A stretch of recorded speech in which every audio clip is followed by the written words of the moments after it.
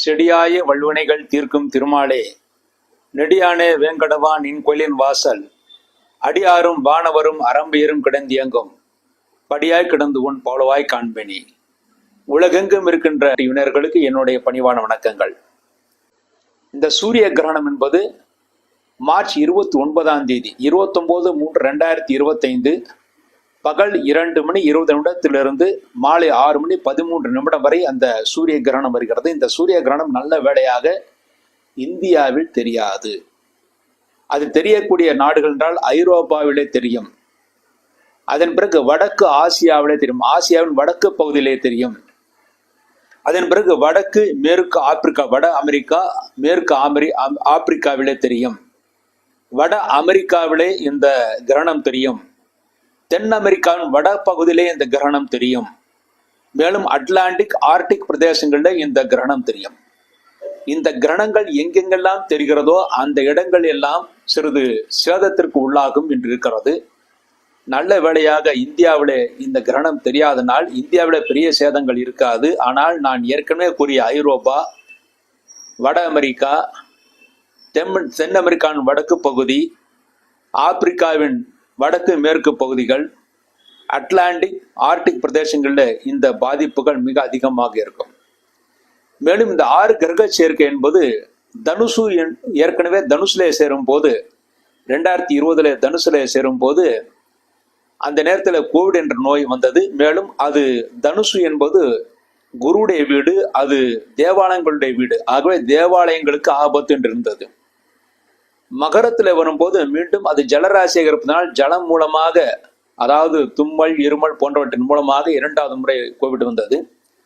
இப்பொழுது அதிஜல ராசி என்று சொல்லக்கூடிய மீன ராசியிலே இந்த 6 கிரக சேர்க்கை நடைபெற இருக்கிறது. இந்த 6 கிரக சேர்க்கை மீன ராசியிலே நடைபெற இருப்பதனால் அந்த மீன ராசி என்பது பொதுவாக வடக்கு பகுதி, வடகிழக்கு பகுதியை குறிக்கும். ஆக உலகின் வடக்கு பகுதியிலும் வடகிழக்கு பகுதியிலும், அதாவது வடகிழக்கில் இருக்கின்ற அந்த பிரதேசங்களில் பனிப்பாறைகள் உருகும். அதாவது வடதுருவ பகுதி என்று வைத்துக் கொள்ளலாம். வடதுருவ பகுதியில் இருக்கின்ற பனிப்பாறைகள் உருகும். அந்த பனிப்பாறையிலிருந்து புதிய வைரஸ் உருவாகி அது மக்களை அச்சுறுத்தும். மேலும் மீனராசி என்பது கடல் சார்ந்த பிரதேசமாக இருப்பதனால், மேலும் செவ்வாய் மீனராசிக்கு 4ஆம் இடத்திலே சஞ்சாரம் செய்வதனால் இந்த காலகட்டத்திலே, அதாவது 6 கிரக சேர்க்கை முடிந்து மே மாதத்திற்குள் கடல் பகுதியிலே பூகம்பம் ஏற்பட வாய்ப்பு இருக்கிறது. அதன் மூலமாக சுனாமி அலைகள் பெருக்கெடுப்பதற்கான வாய்ப்புகளும் இருக்குது. அதெல்லாம் வடக்கு பகுதி, வடகிழக்கு பகுதிகள் தான் நடைபெறும். தவிர இந்தியாவில் பெரிதாக பாதிப்பு இருக்காது. மேலும் இந்த மீனராசி என்பது உபயராசி. மீனராசி அதிஜல ராசி, உபயராசி. ஆகவே உபயராசி என்றால் இடப்பெயர்ச்சி என்று பொருள். ஆகவே மக்கள் ஒரு ஊரிலிருந்து வேறு ஊருக்கு, ஒரு நாட்டிலிருந்து வேறு நாடுகளுக்கு இடப்பெயர்ச்சி மிக மிக அதிகமாக நடக்கும். அதாவது வெளிநாடு போக வேண்டும் என்று நினைத்து கொண்டிருக்கலாம், வெளிநாட்டிலிருந்து வெளியே வருவார்கள், இங்கிருந்து வெளிநாட்டுகளுக்கு போவார்கள், வெளிநாட்டு இந்தியாவில் வருவார்கள். இப்படி இடப்பெயர்ச்சிகள் மிக அதிகமாக நடக்கும். இது ஜீவராசி. மீனராசி என்பது ஜீவராசி. ஜீவராசியாக இருப்பதனாலும் இரட்டை ராசியாக இருப்பதனாலும் இந்த மீனராசியிலே சனி போன்ற 6 கிரகங்கள் சேர்க்கை நடைபெறுவதாக இருப்பதனால் இந்த காலகட்டத்திலே, அதாவது இந்த மார்ச் 29 முதல் அடுத்த குரு பேச்சுக்குள், அதாவது மே மாதம் 14ஆம் தேதிக்குள் நிறைய பேருக்கு ஆரோக்கிய குறைவுகள் ஏற்படும். அந்த ஆரோக்கிய குறைவு என்பது காலபுருஷ தத்துவத்திற்கு 12ஆம் இடமாக இருப்பதனால் 12ஆம் இடம் என்பது 2 பாதங்களை குறிக்கும். ஆகவே பாதங்களில் வீக்கம் வருவதற்கான வாய்ப்புகள் இருக்கிறது. முக்கியமாக யாருக்கெல்லாம் ஏற்கனவே கிட்னினால் அவதிப்பட்டார்களோ அவர்களுக்கெல்லாம் பாதங்களில் வீக்கம் ஏற்பட்டு கிட்னில பாதிப்பு ஏற்பட வாய்ப்பு இருக்கிறது. முக்கியமாக வீக்கத்தினால் வரக்கூடிய நோய்கள். மேலும் இந்த ஜலராசியான 12ஆம் இடம் என்பது பிராமணர்களுடைய அந்த ராசி இருக்கு. ஆகவே பிராமணர்களுக்கு பீடை ஏற்படும், பிராமணர்களுக்கு பிரச்சனைகள் நிறைய ஏற்படும் என்று இருக்கிறது. மேலும் இந்த மீனராசி என்பது கோசல நாட்டை குறிக்கும். ஆகவே கோசல நாடு என்பது தற்போது அயோத்தியா இருக்கின்ற இடம். அந்த அயோத்தியா சுற்றுப்பகுதியில் இருப்பவர்களுக்கு ஆரோக்கிய குறைவுகள், மேலும் அயோத்தியா சுற்றியும் இருக்கின்ற பிரதேசங்களுக்கு பிரச்சனைகள் ஏற்படுத்தி கொடுக்கும். மேலும் வடகிழக்கு பகுதி, அதாவது இந்தியாவின் வடக்கு பகுதி, வடகிழக்கு என்று சொல்லக்கூடிய அஸ்ஸாம் போன்ற இடங்கள், மணிப்பூர், அஸ்ஸாம் போன்ற இடங்கள், வடக்கு பகுதி போன்றவற்றிலெல்லாம் பூகம்பங்கள் ஏற்படுவது, மேலும் இந்த பெயர்ச்சியின் மூலமாக நிலச்சரிவுகள் ஏற்படுவது போன்ற காரியங்கள்லாம் நடக்க வாய்ப்பு இருக்கிறது. ஆகவே நிலச்சரிவு அதிகமாக ஏற்பட வாய்ப்புள்ள இடங்களிலே செல்லும் போது ஜாக்கிரதையாக செல்வது மிகவும் சிறப்பானது. மேலும் பனிப்பாறைகள் உருகும் என்று ஏற்கனவே கூறியிருந்தேன். அதன் மூலமாக கடல் மட்டம் உயர்வதற்கான வாய்ப்புகளும் இருக்கிறது. இந்த 6 கிரக பெயர்ச்சி என்பது கிரகணத்தின் போது நிகழ்கிறது.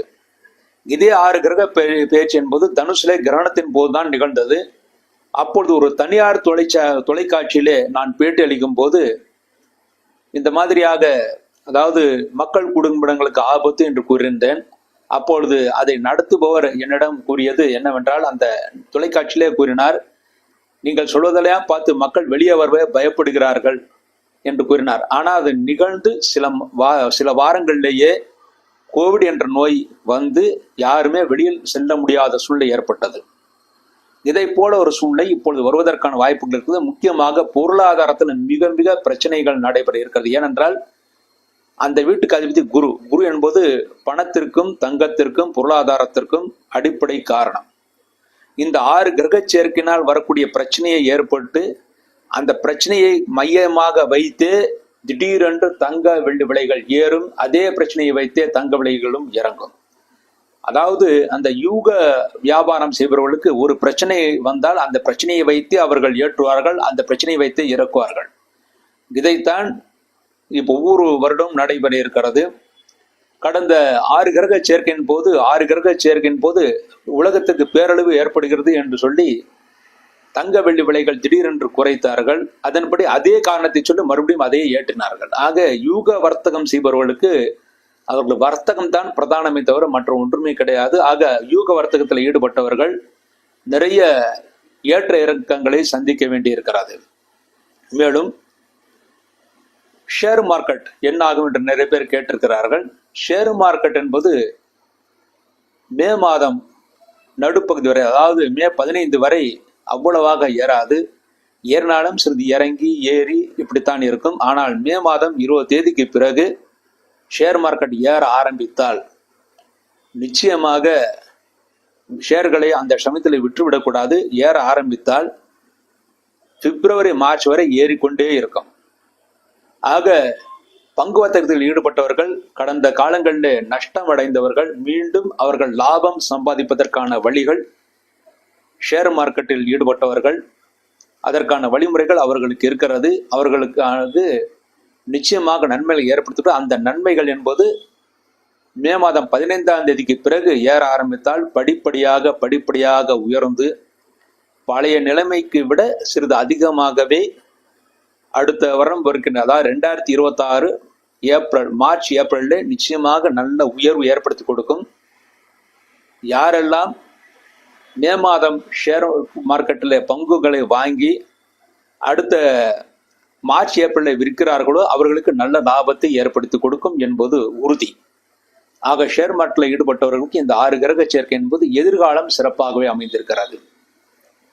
மேலும் இந்த கிரக பயிற்சியின் 6 கிரக சேர்க்கையின் மூலமாக போர் முஸ்தீபுகள் திடீரென்று ஏற்படும், திடீரென்று குறையும். இப்படிப்பட்ட சூழ்நிலைகள் உருவாகும்.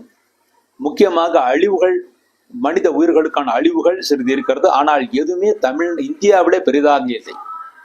என்றால் உலகின் வடகிழக்கு பகுதி என்பது இந்தியா கிடையாது. இந்தியா என்பது தென்பகுதியிலே இருக்கிறது, உலகின் தென்பகுதியிலே இருக்கிறது. ஆகவே இந்தியாவுக்கு பேரழிவு என்பது கிடையாது. ஆனால் உலகின் வடகிழக்கு பகுதிகள் தான் பேரழிவுகள் காத்திருக்கிறது. ஆகவே ஐரோப்பா, அமெரிக்காவின் சில பகுதிகள், ஆப்பிரிக்காவின் சில பகுதிகள் ஆகியவற்றில் தான் பிரச்சனைகள் இருக்கிறது. இந்தியாவுக்கு பெரிதாக இருக்காது.